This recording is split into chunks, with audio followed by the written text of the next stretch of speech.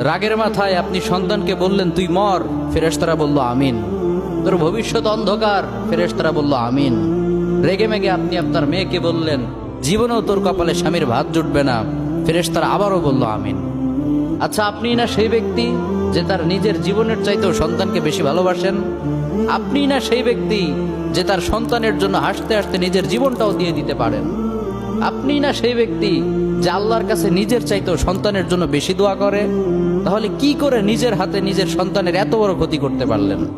Doesn't make any sense. Common sense বলতে কিচ্ছু নাই আপনাদের। আপনারা কি জানেন না আপনাদের রাগের মাথায় বদদোয়া করাগুলো ফেরেশতারা আমিন বলে? দাওয়াতুল ওয়ালিদ আলা ওয়ালাদি, বাবা মা তার সন্তানের জন্য যেই দোয়া করে সেটা ভালো হোক কিংবা বদদোয়া হোক, আল্লাহ সেটাই কবুল করে নেয়।